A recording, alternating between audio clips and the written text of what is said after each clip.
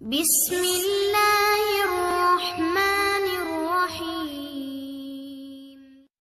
آپ کو جان کر حیرانی ہوگی کہ جناب ادریس نبی نے اپنے زمانے میں ان کاموں کی بنیاد رکھی تھی کہ جن سے دنیا آج تک فائدہ اٹھا رہی ہے۔ مثلا جناب ادریس نے اپنے زمانے میں 100 شہر کی بنیاد قائم کی، انہیں آباد کیا۔ آپ کے ان تعمیری کاموں میں سب سے مختلف اور ممتاز جو کام ہے وہ ہے اہرام مصر کی تعمیر، جس کا آج کی دنیا میں 7 عجوبوں میں شمار ہوتا ہے، جن کی تعمیر کے سلسلے سے آج تک کوئی بھی اطمینان بخش جواب نہیں دے سکا کہ یہ اتنے بڑے بڑے پتھر کس طرح تراشے گئے، کس طرح اٹھائے گئے اور کس طرح اتنی بلندی پر لے جائے گئے، کیونکہ اس وقت نہ تو آگے چلنے کے لیے پہیوں کا وجود تھا اور نہ وزن اٹھانے کے لیے کوئی کرین وغیرہ تھی۔ جناب ادریس کو علم نبوت سے یہ معلوم تھا کہ آگے چل کر جناب نوح کے زمانے میں ایک عظیم طوفان آئے گا جس سے ساری دنیا غرق آب ہو جائے گی اور کوئی بھی چیز محفوظ نہیں رہ سکے گی۔ اسی وجہ سے جناب ادریس نبی نے ذخائر علم و حکمت اور خزانے طب و حیات کو بچانے کے لیے ان اہرام کی تعمیر کرائی تھی۔ یہ اہرام مصر میں بنائے گئے جن کی تعداد جناب ادریس کے زمانے میں صرف 2 تھی۔ طوفان نوح کے بعد فرعون مصر نے اس کی اور بھی نقلیں بنوائی جن کی اب مجموعی تعداد 18 ہے، لیکن جو اہرام ان کے بعد فرعون مصر نے بنوائے تھے ان کی بلندی اور مضبوطی ان اہرام قدیمہ جیسی نہیں ہو سکی، اس لیے یہی اہرام دنیا میں مشہور و معروف ہیں۔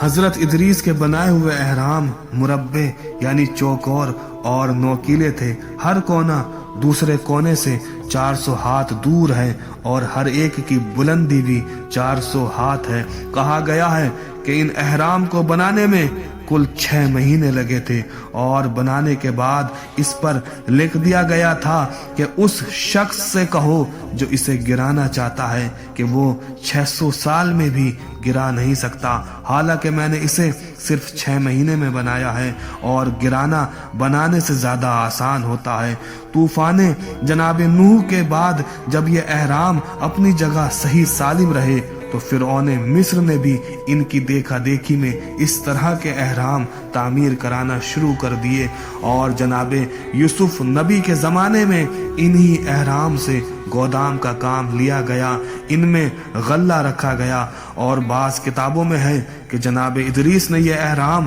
اس لیے بنوائے تھے تاکہ جو احباب کی قبریں ہیں وہ برباد نہ ہو۔ حضرت ادریس نے ان اہرام کو بنوانے کے بعد ساری دنیا کا سفر کیا اور اس زمین کو ملکوں میں تقسیم کیا، پھر ان کے مرکز بنائے، شہر بنائے اور پھر ان شہروں کے نام رکھے، نظام اور گورنر بنائے اور اپنے خاص 4 نائب بنائے، اور ان نواب اربع کو ہدایت تھی کہ تم لوگ خداوند عالم کی وحدانیت، اس کے عدل اور اس کی عبادت کی طرف ان گمراہ لوگوں کو دعوت دو، انہیں برے کاموں سے روکو، نماز، روزہ، حج، جہاد وغیرہ کی ترغیب دو، شراب، خنزیر، کتے وغیرہ کھانے سے انہیں منع کرو۔ حضرت ادریس ان کو ہدایت دے کر واپس مصر آ گئے تھے اور اس وقت تک مصر میں مقیم رہے جب تک آسمان پر چلے نہیں گئے۔